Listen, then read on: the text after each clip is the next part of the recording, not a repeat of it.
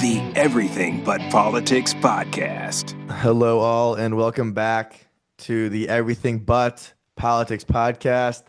Today's guest is a total rock star, both on and off the course. Jeehae Lee, welcome to the show. It's nice to be with you. Welcome. Nice to be with you guys. Thanks for having me on. Yeah, Our pleasure. let's do it.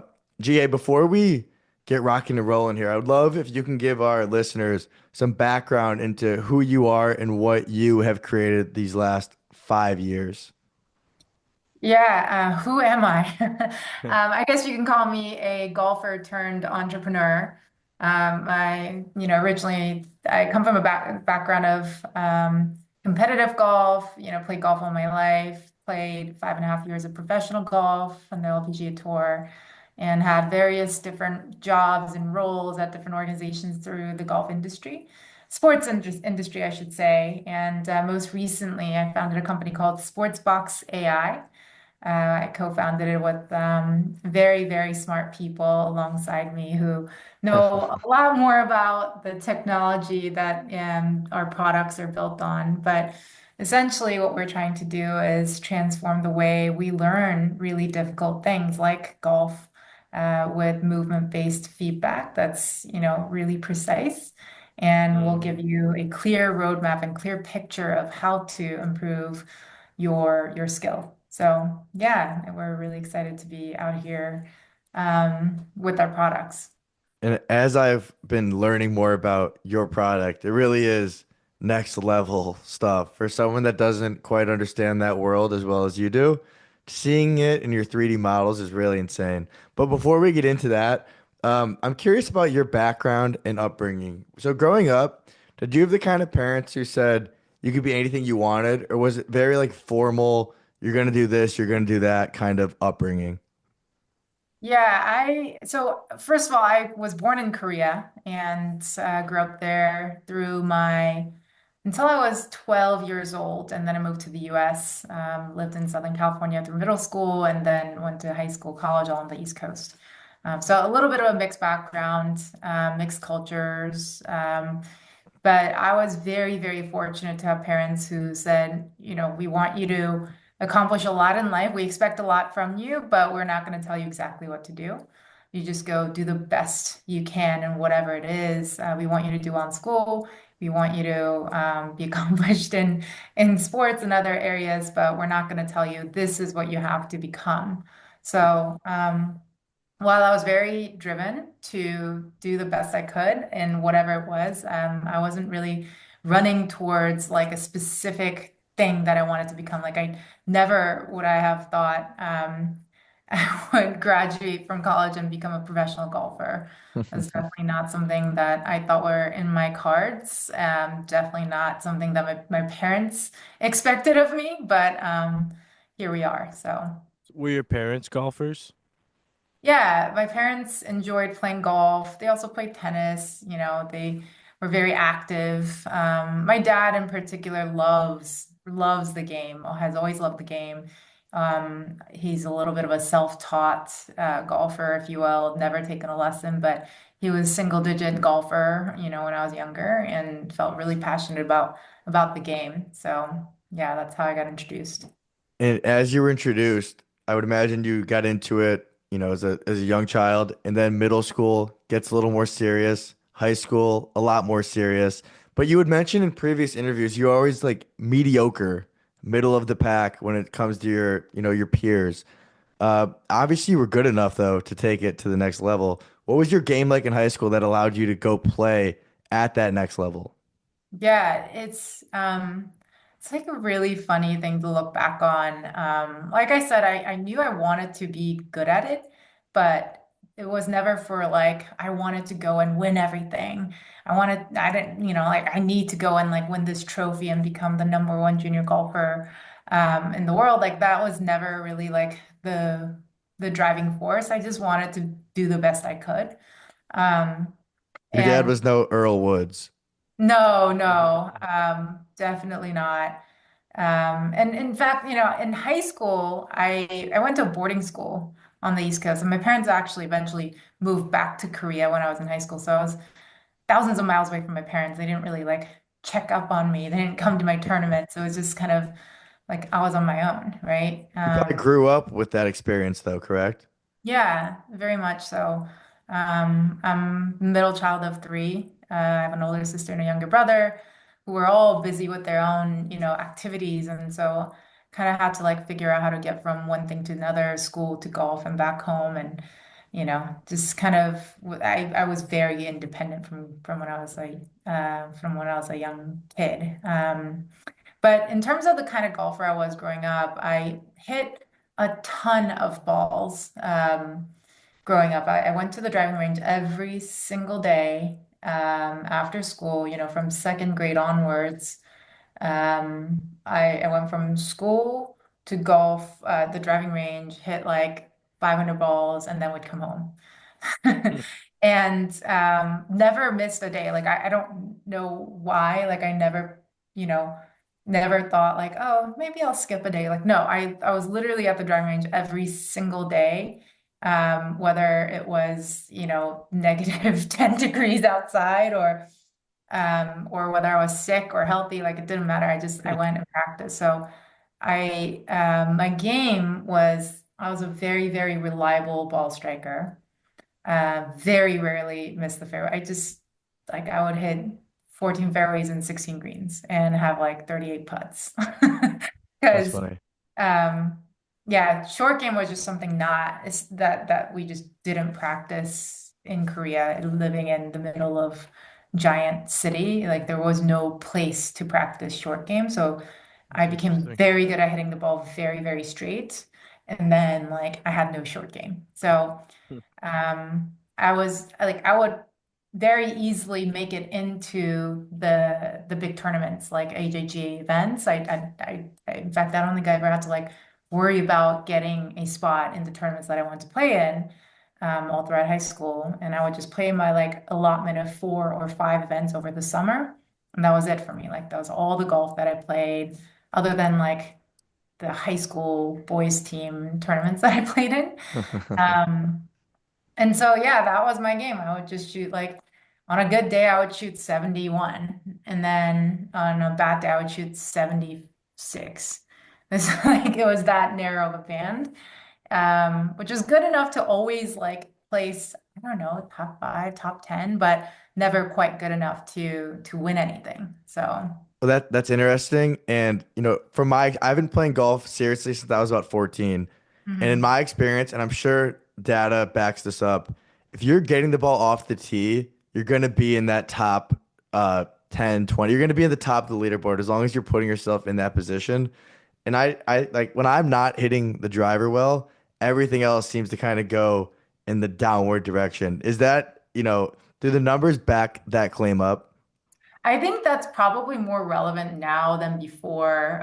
Now, even junior golfers are hitting it miles out there. And so the dispersion is probably greater with the like the longer you hit it. I mean, I would dink it out there 230, 240.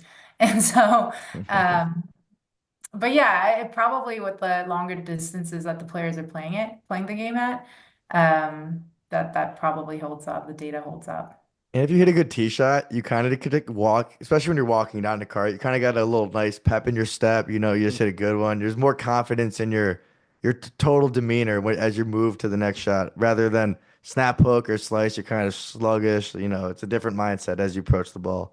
Yeah, I mean, now I'm playing the game at a very, very different level where like I don't know where the ball goes half the time. Like, I'm standing on the tee and I'm like, is this gonna go left or right? Like, where like I don't know. And it's a very different feeling, stepping up to the tee with that versus like the worst that's gonna happen with this shot is I'm gonna like hug the left side of the fairway. Like it's a very, very different mindset.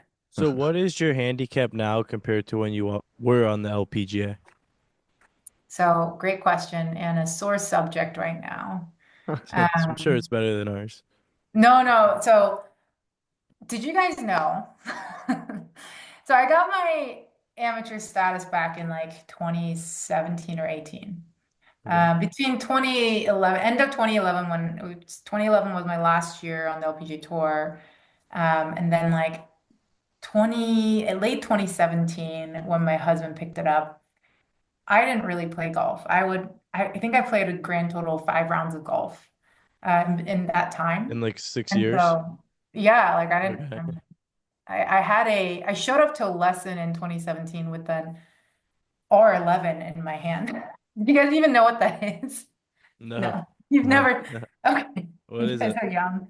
Um, so R11 was the TaylorMade driver Oh, du jour in yes. 2011, the white head. Ethan had Okay. that, Evan. Yeah, yeah, I know what you're talking about. Our other brother had that exact driver you just mentioned. Yeah. So that was, I mean, it was a lot of tour players played it. I played it my last 2 years on tour. DJ played Um, that. what's that? Dustin Johnson played that I'm sure driver. he did, yeah. Yeah, It I was remember that like the driver. thing, like the white driver head. Oh my God. Um, so I showed up to that to a lesson in 2017, and the teacher at Olympic Club, he looked at it. He's like, "Are you serious right now? Like, I'm not, I refuse to teach you with that club in your hand." And he just like gave me. He was on TaylorMade staff, so I'm not gonna share his name, but he just gave me his M4. He's like, "All right, let's exchange drivers. You can have my M4. I can't teach you with an R11." That's so funny. Anyway, so I didn't play during that stretch of time. Where did this story start? What were we talking We're about? talking about the handicap from now to when you're Oh, in the yes. LPGA. Okay. So I started playing more like member guests, like these things that I got invited to. And for that, I needed to get a handicap and my amateur status back. So went through that process, got my handicap, and somebody registered me for a gym membership. Like it often happens, like a club, your club registers you as a member and you get your gym membership, right? Mhm. And so I've been playing off of that gym membership and logging scores and here and there. And up until last October, I had a handicap of four-ish, 4.1, whatever. Yep. And then last year, I decided to play in my club championship up at Lake Merced Golf Club, which is my favorite golf course in the world. Been members there for quite a while, and so played this women's club championship. And first day, I shoot two under. And the head pro comes over to me. He's like, "Okay, Jeehae, you're a four handicap. And you shot a two under."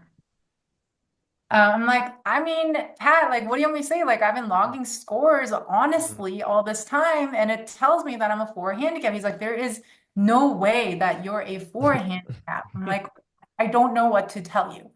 And he goes and does a little bit of research. He's like, okay, I know why this is what it is. You are registered as a male golfer in the Ah, gym That's system. funny. yeah. I'm like, what is your point? Like, why should that make a difference? He's like, the golf courses everywhere, they're rated differently from every tee for men versus women. So if you shoot 75 from the white tees as a man, you get a different differential. Like, let's say Mhm. it's a three differential. But for women playing from the white tees, that's like a +1 differential. So you should be a very different handicap as a female golfer. Anyway, long story short, I wrote to the USGA. They reset all of my, last 20 rounds and got a new handicap of 0 plus 0.1. Did, And so that's my current female handicap. that's pretty good. That I mean, I what mean, what was it at your peak? I, I don't know. I think like, I didn't have a handicap as a professional golfer. Yeah, that's true. Right? So, um, but yeah, the whole thing is crazy. If you guys like have friends at the USGA who could look into why we need to have different handicaps for women versus men, and why it is that when I try to log scores from the the member tees at my club in Las Vegas, I can't like it doesn't give you the option to select the tee boxes that I play from because it's more Hmm. than 6,500 yards, That which is is not definitely an option skewed. for me. Well, yeah, Interesting. we'll do some research for you. Yeah. Yeah. Well, Jay, before we get into your business and entrepreneurial career, at what point in your golf life did you love the game the most and also hate it the most? Oh man. I would have to say, there was a very sharp turning point for me in how I viewed golf in my life. And that was when, my senior year, we won IVs, went to, our conference championship, um, and, played decently. And I decided to play golf professionally. And the moment I decided that I wanted to make golf, like I'm choosing to play golf versus before then, it was like, oh, I'm supposed to be playing golf. Like it's just part of what I'm supposed to do. I don't know if I made a conscious decision to do this, pursue this, versus like I'm choosing to make this a focal point in my life. Like there was like a very different view on how I enjoy the game, how I thought about the game, how I pursue the game. So once I made this like conscious choice out of my own like volition to play golf and get better at it, I enjoyed it a lot more. That said, playing golf professionally is just a rough, rough thing to do mentally. Oh And yeah. so, during that stretch of 5.5 years, I definitely hit some of my like life lows in terms of like emotional stress and, self-worth and self-doubt, like all of that. I've like did a lot of this throughout those 5.5 years. And then what point during the tour there then did you decide I want to do something else with my life? It was that final year in 2011. I think I was 27 years old, 28. And I was like, I'm starting to make cuts out here on the LPGA Tour. Unlike my rookie year when I missed every cut except two. Now I'm like, okay, like I feel pretty comfortable. I'm not looking at the cut line every time I come out here. And I think I could make a living, quote unquote, decent living playing golf. And then I was like, is that really all I want to achieve in life? Like, I knew my ceiling as a player was not, you know, Annika Sorenstam. Like, I was never going to be a world beater in this thing, even if I max out my talent. And so I was like, I think I can make a living, but like, is that really, really all that I want to achieve? And so throughout that last year, I did a lot of soul searching on like what do I really want to do with my life, and it came to the decision that playing golf probably isn't going to be a long-term solution. And to your loved ones, was that considered controversial at the time or they understood? No, I give my dad a lot of credit. When your daughter is goes to Yale, graduates from Yale, has a job in her hand, going to make, I don't know, I think I was going to make $100,000 my first year out of college back in 2006, and says, "Hey, I don't want that job. I'm gonna go play golf." Like most parents would be like, "You're out of your goddamn mind." Hmm. Like, you are actually not that good at golf. How are you going to do this for a living? You're crazy. But my dad was like, that's a great idea. Let's have you do that. Let's have you do something different. And when I said I don't want to play anymore, he was like, you know what? Great idea. I don't think you would gain much more from playing additional years of golf. Like, go do something different. And so, again, incredibly lucky to have parents who are very, forward looking, forward thinking. That's And awesome. so shortly after making that decision, you went and worked with Michelle Wie under IMG. Now, prior to that, and while being on tour, did you and her have a close relationship, or did that kind of come about after you retired from professional golf?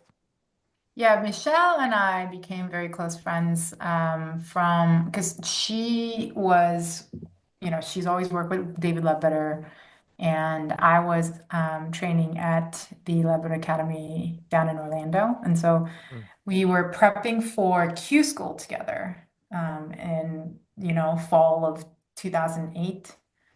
Yeah, and we went through the same Q school tournament, made it through the same Q school. We were rookies the same year. And so we traveled a lot together. We played a lot of practice rounds together and became very, very close. She's still one of my best friends in the world. And so it was a very natural transition. Okay. And so from there, you're representing her. Did you know anything about the business side of sports other than, making money as a professional, or was this all learn as you go? Very much learn as you go. And yeah, I didn't know anything about business, quote unquote. But, I always tell my friends who are stepping away from the game, like you know more than you think you do. And also you know more about this industry in general. Anything that has to do with golfers, golf tournaments, golf competitive golf, the industry of golf, than I don't know, 99.9% of the entire world. So yeah, it wasn't a total foreign environment. So, do you think you handle pressure better when you were a golfer or an entrepreneur? I think it's like they kind of go hand in hand. It prepares you to have this like expect everything to go wrong mentality. Yep. And in general, I'm very, very comfortable with uncertainty because I mean, golf is a game of Yeah. uncertainty, and running a startup is just you can't control things like uncertainty. You just have to kind of dive in and be prepared to do whatever it takes. You can't complain about a bad lie. You can't complain about 50 mile per hour wind or rain that day. Like you just can't. You just have to kind of deal with the elements as they come, even when you can't expect it. And so it's kind of go hand in hand with what I'm doing now. Yeah. Well, and it's different when, you have pressure on yourself, right? If you let mess up, you let yourself down. But when you have employees under you, or in your previous situation, when you have a caddy under you and sponsors under you that are depending on you to perform for their lives, that was probably a lesson that you didn't even realize you learned until you were the entrepreneur. Yeah, absolutely. That's the difference is like golf by and large is a solo sport, right? It's an individual athlete sport. And it was like my first few jobs out of competitive golf was probably the biggest learning curve is working with a team, learning how to get more out of working with a group of people versus doing it alone. And so yeah, I mean now like I have the benefit and the additional pressure of having a team that I work with. Well, so you're representing Michelle. What point in that relationship did you say, I want to get my business acumen up. I'm going to Wharton. Yeah. So that's a funny story. Is I actually applied to business school when I was getting out of professional golf. And I was still waiting for the results, like at admissions decision when the opportunity to work with Michelle came along. And, when your friend asks you, this is what you want to do. And one, the opportunity is a very, very interesting one because you're working with one of the biggest icons in the sport, ever, right? And it's your friend. And so all these lovely things that came with that job. Then I was like, wait, do I wait? Like this is an expiring, offer versus, Wharton. And so I ended up just taking the job with Michelle without knowing whether I'd gotten into Wharton. And sure enough, my first week on the job at the Kraft Nabisco in 2012, I get a call from Wharton Admission saying, hey, welcome, you got in. And I was like, oh. Hmm. And so I ended up deferring for a year so that I can finish up the year with Michelle and find a replacement and all that good stuff and went to Wharton after. How exciting. Now, when you were contemplating that decision, while you were with Michelle, did your relationship turn from like friend towards professional friend, or was it always just still very personal? Yeah, I mean, the period of my life is a bit of a blur, but like I think with credit to Michelle and credit to, I mean, I'm gonna take some credit here. It's really, really hard to like the age-old advice of don't work with your friends.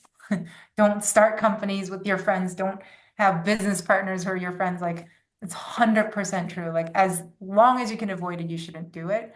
Um, but we remain very, very close. I care for her in a way that like is very different from like my other friends, because I've seen all these different facets of hers. And during that time, I think I had to like wear two different hats. Like sometimes she just needed a friend, right? Like if she didn't play so well at a tournament, like I had to just be a friend for her. But then, on the business side, I had to like, fight for her Mm-hmm. with sponsors or like, explain things that aren't so nice to like news that aren't pleasant to deliver, like in a professional way. Like there all these things that I had to juggle and it wasn't the easiest, but like testament to our friendship and to her character too. Like, the friendship endured. So Awesome. All things that made you a better entrepreneur. yeah, 100%. Relationships, again, I'm gonna say a whole bunch of like just what's the word? Like y- um what's that word I'm thinking of? I don't Um know. yeah, In terms of what? like you've heard this a million. Metaphors, No. Um anyway, expressions, catchphrase, yeah, that are like said over and over. It's anyway, relationships rule of thumb. so much. It's the most important thing in anything in life, but especially with building a business and starting something from scratch. Like the people that you have known, gotten to know, the relationship you've built is what will get you from 0 to 1. It's not your ideas. It's not, it's not even the technology. Like we could have had the best technology in the world but without the relationship people who said, you know what, I know nothing about AI, but I Hmm. know you and I'm going to invest in you. Like, Nope. so anyway, So in the simplest way possible, how would you describe your position as CEO? um, well, in the startup world, CEO's most important job is to raise money, make sure that the company's well resourced. Like you Mm-hmm. raise the money so that your company has the resources to run itself and build itself. Um, so yeah, that's the simplest way to describe it. But I've heard like one of my mentors said CEO could stand for Chief Explainer Officer, Chief Explanation Officer. That's funny. Your job is to have a very, very clear vision and be able to communicate it in a really compelling way and say it over and over and over and over and over again to as many people that you need to, help build a company with you, partner with you. So, Absolutely. yeah, really important to have that clear of a vision so that it's easy to repeat yourself over and over. Jeehae, you just mentioned something that I didn't think of while preparing for this, and that is that you founded this in 2020, Mhm. COVID. How difficult was getting funding during COVID? Yeah, I mean, Hmm. I don't know any other way of raising money, right? Like this is my first rodeo in terms of building a startup, raising money, all that good stuff. So like I have no point of reference. But yeah, apparently raising money during COVID was very difficult. But were you meeting people or was everything email or cold calling? There were a lot of emails, phone calls, a lot of Zoom calls. Um, the first, let's say 3 million were all through relationships. So, me calling up somebody, them calling somebody like, oh, this person loves golf, would be interested in learning more, get on a call with them. Well, but something else. So you were really involved with the integration of Top Tracer. Being around that and seeing that evolution, which in my opinion kind of changed the way we watch golf on television. You saw that come to life. Did that kind of give you a path in your head on how to set the groundwork for SportsBox AI? For sure. When I think about what I'm doing now, I don't think I could be doing this without every single piece of experience that I have gathered up until, when I founded SportsBox. Like, couldn't have done it if I hadn't had the professional golf experience and the relationships built there. Couldn't have done it without the top golf experience. Top Tracer, as you mentioned, is was a really important part of it because it showed me that data is something that people are more and more craving when it comes to watching golf, experiencing Yeah. golf, improving their game. So for sure, I took a lot of inspiration from that. Well, I want to go talk about for what is SportsBox 3D. I feel like a lot of our listeners hear it. Oh, that's a cool name, cool concept. But how would you best describe it? Yeah, from I guess our customer's point of view, simplest way to explain it is we make it possible for you to use your phone to point and shoot for a video that turns into full 3D data. And the reason why the 3D data is important is because in a skill that's as difficult as a golf swing, it is really important to be able to measure how you move in order for you to know how to improve. So, for example, we've become so accustomed to things like Top Tracer, things like launch monitors to measure the ball flight or the club face at delivery, right? And we need this because when you say, hey, I want to be able to hit it further, hit it higher, less spinny, it's like, well, how much? Like if you didn't have launch monitor data, it will be impossible for you to actually work on that. Right. Yeah, So when we now say, hey, I think I need to pivot a little differently. I think I need to slide a little less. The same logic applies. Like if you don't know how much, then how are you going to improve that? Right. It's so interesting because so much of what you do is so data driven. What now at this point, 5 years as a CEO, building this company, really growing, um, is it possible for you to, track progress, or does progress need to have some kind of measurable trait rather than just you feeling it? Do you need to see progress? Yeah, I think everyone should be oriented towards measuring progress. Because if you're relying on a feel, we all know how it feels to find a feel and then lose it the next day.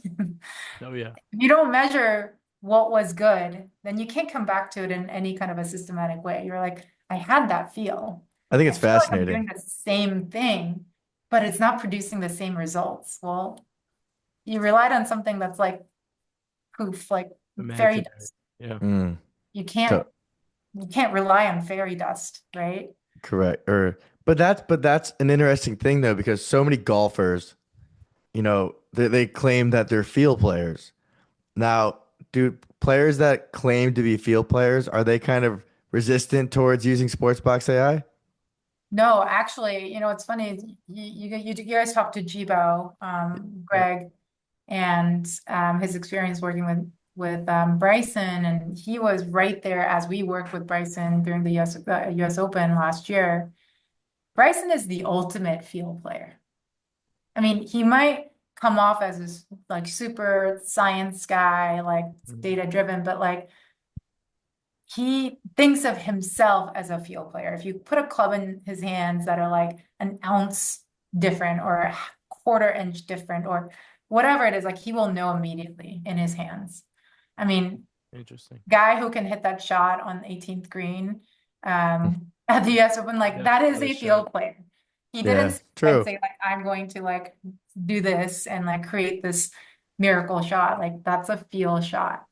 But if you aren't grounding your feel, how you feel to data points that define the movement that you're feeling, then you're just going to lose it. You can't come back to it. So that was Bryson's entire thesis is like, I want to know exactly what my parameters are when I feel like I can hit it and send it exactly where I want it to go. So talk us through, you're on the range, you, Bryson DeChambeau, and Dan Dahlquist. What are those conversations? Bryson had mentioned that he felt like he did when he shot 58 at the Greenbrier. What were you guys discussing that, of course, led to his unbelievable victory at Pinehurst? Yeah, so the whole thing started, a week and a half before the US Open when he was getting prepared for the Houston Live event and was not feeling great with the driver. He was pushing a few to the right and sometimes overhooking it. And so he was like, just kind of like trying to figure this out leading up to the US Open. And so called us down to Dallas, to his house. We had a chat about what he was trying to figure out. And he said, can you tell me, please, what is different in my swing when I hit it with my stock draw versus a push fade? Like, tell me in inches, degrees, miles per second, whatever it is, tell me exactly what's different. And so we're like, okay, cool. We had just launched this product where our app integrates with Foresight products. So Foresight GC Quad, that measures where the ball goes, how it spins, how the club was delivered, all of that. We're able to capture all that data side by side with the hundreds of things that we measure for every single swing. So imagine like this data set of just rows and rows and rows of all of his swings, all of his shots gathered in one place. It gave us this really cool, we think it's cool, super nerdy thing. We think it's cool too. Yeah, where our data science team went to town and was like, all right, we can draw correlation analysis, we can compare this versus that, and tell Bryson exactly, like to the degrees and inches, what was different in his swing with his good shots and his bad shots. Almost creating like, this is your perfect swing range for everything we measure. This is how your hands are, this is how your shoulders are, this is how your arms are, how fast your hips are moving, at what point. Like, we had this like mapped out, almost like a clear roadmap. And we're able to say, Bryson, these three things in your swing are the most clearly out of range, are highest associated or correlated with shots that go to the right. And once we got that, Dana did his magic as a coach and said, okay, if we want to fix this parameter, we're going to have you feel this. And let's see if that new feel works with the data that we want to see. So we kind of went through this iteration at Pinehurst of, does this feel match up with the data we want to see? And we got it, like a little calibration. So it's funny, if Bryson had 3 mistakes, if you looked at our swing, we must have hundreds of mistakes. well, that's the thing is, there's no one swing fits all, right? Like if you tried to swing like Bryson, which by the way, doesn't fit with any of our, tour player norms, like he has crazy numbers. So we always say, like, measure what works best for you when you're hitting it best. It doesn't match with anybody else's. In these range sessions, was this from Monday to Sunday morning? Is that where this you guys tracking the technology began, or was it in Houston? It started in Houston, but like we came up with like the specific, these are the 3 things, and on Tuesday at Pinehurst. So worked a little bit on Tuesday, and then Wednesday before he went out for his 9-hole practice round, he grooved it. He actually didn't hit that many balls to get there. He's kind of like if we're like, Bryson, try to hit negative 2.3 inches in sway gap at the top, he'll be able to do it. Like on demand? Like he can, yeah, that's how much of a player he is, because he's so aware of what he's doing with his body. Wow. And so with that, you're kind of trial and error with this technology. What was the confidence level at as he prepared for his Thursday tee time? All-time high. I mean, the 9 holes he played on Wednesday afternoon, he almost holed out twice. And he was like, guys, this is amazing. This feels like my 58 swing. I can go as hard as I want to at it, and I know that it's going to go in the right direction. And he was really pumped up. That's Yeah, amazing. I was bullish on Bryson that fall, and I felt he was so left out on that Rome Ryder Cup team, as Mhm. were a few of the live guys, but Bryson in particular, especially after shooting that 58. So it was great to see him do that and then have the best, maybe not the best, but the most entertaining season of anyone in a very, very long time. Yeah, he's a entertainer for sure. And but I think we all know this, like he is so motivated and driven um by playing his best game. Like he will be forever be in pursuit of reaching higher and higher, limits of his game. Well, and more stuff comes out about the relationship he's formed with SportsBox AI. Has your business grown since that June US Open? Yeah, absolutely. There was definitely a Bryson effect of, significant downloads and subscribers, more interest. And I just love telling that story because I truly believe that the process we went through with Bryson is how everyone should approach like problem solving in golf. Think Mhm. about how I don't know. I don't I can tell from my experience that I would hit it great, have a great lesson, and then like something feels a little bit off, especially like at a tournament. And then I would go on this chase, like this like search of, is it this thing? Is it that Hmm. thing? And like and then you go through like a 3 month slump of a search. You're looking for a finite answer. Yeah. Yeah, and Yeah. where it should have been like, no, it's actually a half-inch difference in your setup. Like, that's it. You know, if you don't have the data to back up like what is your ideal swing, then it's just gonna keep happening over and over again. And so, yeah, I love telling this story because let's set egos aside. Like I know there are a lot of great instructors out there that Mhm. have seen hundreds of thousands of golf swings. Yes, their brain is like AI. I get it, but we can help them do their job so much better and faster and eliminate all the kind of guesswork, right? Well, Merrick and I could definitely use your team in Indiana before our club championship. Yes, absolutely. Uh, I have another question about AI. As it continues to evolve, we see like this stuff like the Neuralink. I think I'm Neuralink that Elon's putting. I think three people now have it. Do you see a world where having something as a Neuralink can suppress emotions? For example, if you're in a golf course in a major championship in a high pressure situation, that AI in your head could turn off that pressure or nerves that are going through your body and kind of turn you into a robot in a sense, just execute? Or is that not realistic? Yeah, I mean, I don't want to speak on topics that I have not researched myself and I haven't experienced myself. Mhm. Um, Do you understand my question? yeah, I think I understand that there are technologies to I don't know about suppressing your emotions, but like kind of like understand what's going on in your brain when you're in different situations.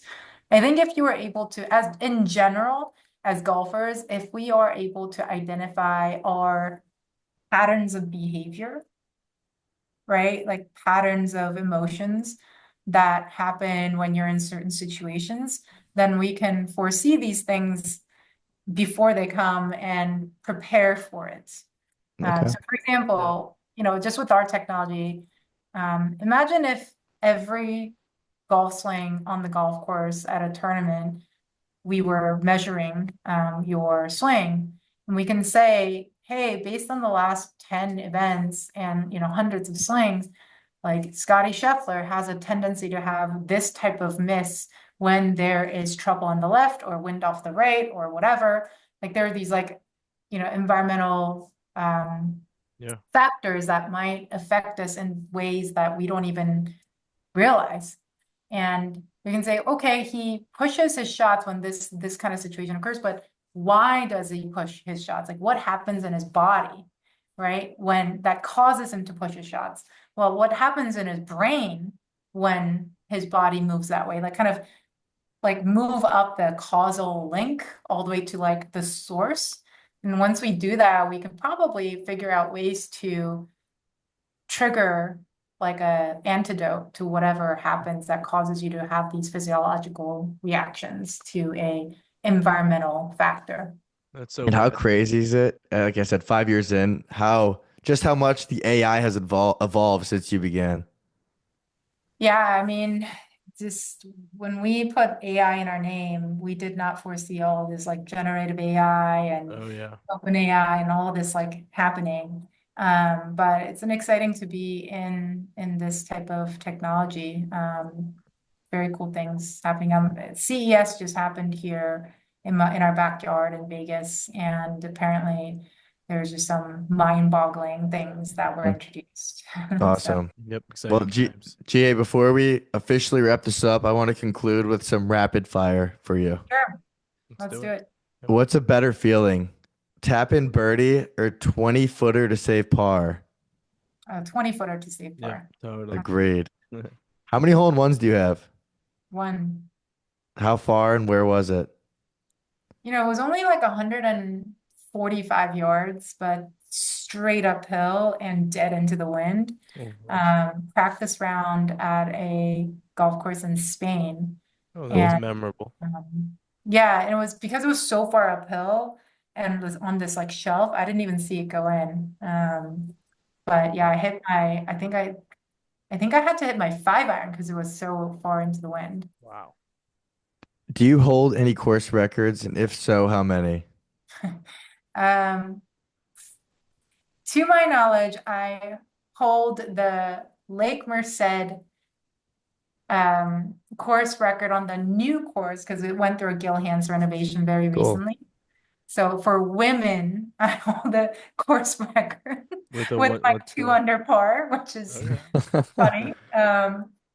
Hopefully I can do one better next time. But yeah, and then I set the course record back in 2010 at a golf course in Holland, where I mean, again, it wasn't that great of a score, but I shot 7 under, That's and pretty Pretty good, good. GA. Yeah. final round of a golf tournament, I made the cut on the line with a birdie on the 18th hole and second day, and then Awesome. went from making the cut on the line to getting my first top 10 on the European tour with that 7 under. What is your dream foursome on the golf course? Um, Man, I mean, I guess I can go with the greats of the game, the boring answer. Yeah. But I would love for an opportunity to play with Tiger, Rory, because that golf swing is just like magic. I Yes. I would do any. I would just put it on repeat and for like mental, health. And then Annika. Nice. All right, two more for you, GA. If you could have a sit down, let's say dinner, with any entrepreneur and pick their brain, who would it be? I like listening to Jensen Huang a Hmm. lot. So he just seems like he thinks about the world a little bit differently. He says things that you're like, really? You run that big of a company and you don't have a 2-year plan, like a 5-year plan? He's like, yeah, we have a 6-month plan, but we don't do long range planning. I'm like, I wanna know what's in your brain and what drives you. So yeah. Well, last one, speaking of brains and things that have increased yours, what is one book all entrepreneurs must read? Oh, that's an easy one. I was recommended a book recently by another entrepreneur, and it's called 10x is easier than 2x. Hmm. Fascinating. Concept that when you fill your day, like most people fill their days with things that are going to be incremental gains, so 2x things. So like, how am I going to make, you know, a little bit more money? How am I going to make this much more sale? But when you figure out like when you ask yourself, how will you 10x your business? There are only like one or two answers that are possible. Like there are not that many ways to 10x yourself or your business, whereas there are many answers to how you're going to 2x yourself, right? Yeah. So when you feel like if you want to 10x yourself, then you should be spending 80% of your time and energy and attention on the one or two things that will get you to 10x and not the 2x things. I Amazing. love that. Yeah. Jeehae, where's a great place for our listeners to find you, SportsBox AI, and keep up with everything as 2025 appears to be a major, major year for you and your team? Yeah, SportsBox, we're on Instagram, YouTube. We have great educational, fun content. It's at SportsBox AI, all one word. And I'm active on Instagram at Jeehaeda, Jeehaeda. Awesome. Lovely. Jeehae, thank you so much for joining us. We love this. This was a great amount of fun, and we appreciate you. Yeah, thanks for having me on, guys. Our pleasure. Thanks, Bye. everyone.